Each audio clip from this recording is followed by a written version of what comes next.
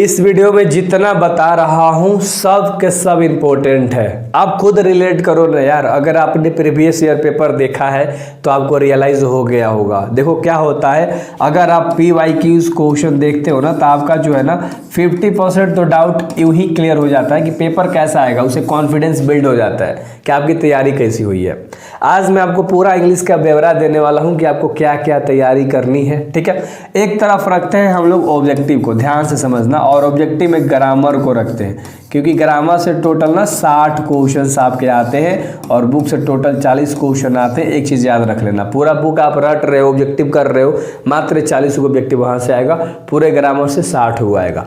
तो सबसे पहले हम लोग आते हैं सब्जेक्टिव की ओर, क्योंकि ऑब्जेक्टिव में आपको ग्रामर पढ़ना है, रटना है, समझना है। इस पर मैं सीरीज लेकर आ जाऊँगा, टेंशन मत लो, या कहीं से भी आप कर रहे हो मैं चैप्टर बता दूंगा।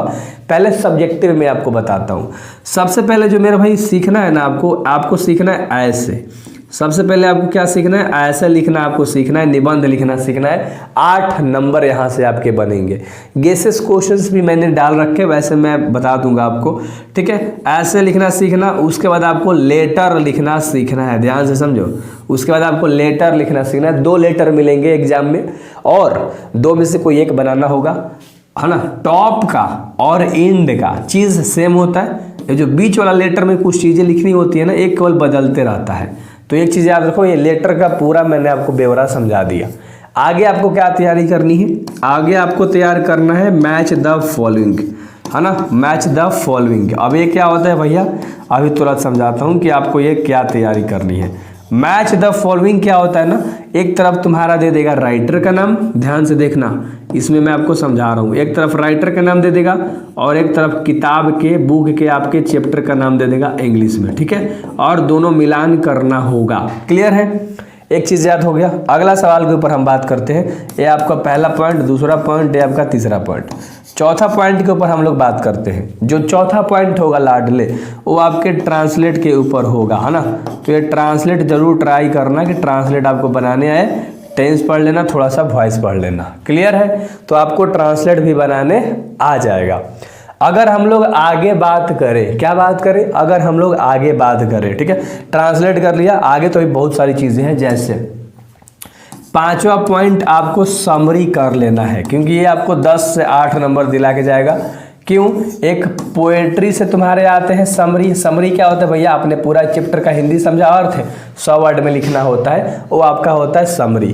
तो पोएट्री से आता है और उसके बाद आपका कहाँ से आता है, प्रोज से आता है। यानी कि यहाँ से आपके टोटल 4 गो चैप्टर का नाम दिया रहेगा, प्रोज ले कोई एक गो आपको लिखना होगा, है ना। और पोएट्री में कोई भी 4 गो चैप्टर का नाम देगा, उसमें से कोई एक गो आपको लिखना होगा। अच्छे से याद रखना, है ना। 4 4 8 नंबर या 5 5 10 नंबर आपके बनेंगे। अगला सवाल के ऊपर अब भैया ये बता दो, अगर आपने 1 से लेके 5 चैप्टर तक लगातार समरी कर लिया तो कोई एक लड़ जाएगा। इसमें 1 से 5 चैप्टर तक लगातार समरी कर लिया चैप्टर, तो आपका कोई ना कोई एक लड़ जाएगा। समझ में आ गया होगा। आगे हम लोग बात करते हैं, ठीक है, पैसेज। आगे क्या बात करते हैं, पैसेज, ठीक ना। ये पैसेज जरूर कर लेना। पैसेज क्या होता है भैया, 4 गो लाइन इंग्लिश में कुछ भी लिखा हुआ रहेगा, ध्यान से समझो। 4 गो लाइन या 5 लाइन में इंग्लिश में फॉन्ट दिया हुआ रहेगा, एक सेंटेंस दिया रहेगा, उसके अंदर A B C D और E करके क्वेश्चंस रहेंगे, ठीक ना। ठीक है, तो कोई 4 गो बनाना होगा, ठीक ना। तबीयत थोड़ा सा भाई खराब है, ठीक ना, मैनेज करना। तो 4 गो कोई आपको बनाना होगा और यहाँ से तुम्हारे 5 नंबर के सवाल आते हैं। ठीक है, तो मैंने बहुत नंबर के सवाल बना दिया, मतलब आपको मैंने 6 क्वेश्चंस टोटल बताए, जहाँ से आपको 3 वही एग्जाम में बनाना है। कहेगा 6 गो क्वेश्चन देकर कहेगा कि मात्र 3 का आंसर आपको देना है। तो आपको मैंने समरी बताया, ट्रांसलेट बताया, राइटर लेखक का नाम बता दिया, लेटर बता दिया, ऐसे बता दिया और एक पैसेज भी बता दिया। तो टोटल 6 ग्रामर में आपके क्वेश्चंस रहेंगे, 3 गो मात्र आपको बनाना है, जहां से आपके नंबर उठेंगे एकदम धाकड़ लेवल वाले, ठीक ना। अगर हम लोग आगे बात करें तो आपको ना क्वेश्चन आंसर आपको देगा 5 नंबर वाला। टोटल 6 क्वेश्चंस रहेंगे। कितने, 6 क्वेश्चंस रहेंगे मेरे भाई। कितने बनाने हैं, 3 गो सॉल्व करना है उसमें, 5 नंबर वाला, ठीक ना। और अगला जो क्वेश्चन आंसर होगा वो 2 नंबर वाला होगा। कितना क्वेश्चन देगा, टोटल 20 गो क्वेश्चन देगा, ध्यान से समझना। इसमें सॉल्व कितना करना होगा, 10 को सॉल्व करना होगा। तो टोटल यहाँ से आपका 30 नंबर यहाँ से तुम्हारा बनेगा। और ये आप कैसे, ये आप कहानी सुन सुन के सीखोगे, आप क्वेश्चन का आंसर देना सीखोगे। समझना, अगर ग्रामर पढ़ना है ना, एक टाइम में बता देना कौन से टाइम पे मैं वीडियोस लाऊं और पूरा चैप्टर मैं आप लोगों को पढ़ा दूंगा। तो ये चीज़ें आपको बेहतर तरीके से समझ में आ गई होंगी, बिल्कुल मजबूती से, कि मैं आपको क्या क्या बता रहा हूं, है ना। तो हर चीज़ मैंने बता दिया सब्जेक्टिव के पॉइंट ऑफ व्यू से कि ग्रामर में इतना कर लेना, मज़ा आ जाएगा। अब हम लोग बात करते हैं ऑब्जेक्टिव की, है ना, कि ऑब्जेक्टिव हमारा कैसे होगा। तो ऑब्जेक्टिव अगर आपको पूरा नंबर लेकर आना है इंग्लिश में, ठीक ना, तो हमने कहा था 40 को बुक से और 60 को ग्रामर से आता है, दोनों को मिलाकर टोटल 100 क्वेश्चन आता है और मात्र 50 को सही करना है।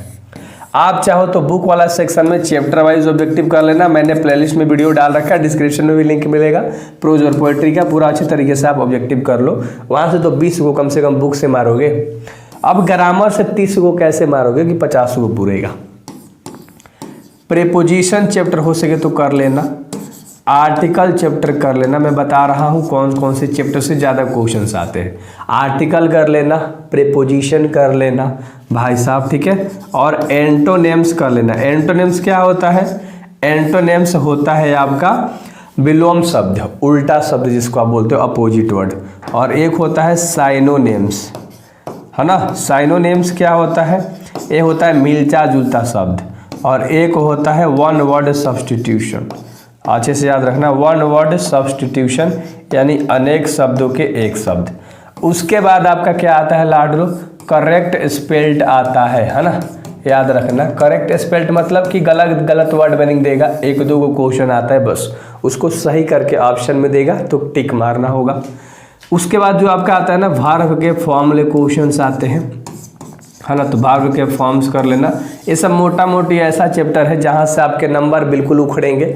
और एक टेंस कर लेना, क्योंकि यहाँ से ज़्यादा आपके ऑब्जेक्टिव उठते हैं, तो टेंस बनाना ही नहीं, वहाँ से ऑब्जेक्टिव कैसा देगा वो भी आपको करना होगा।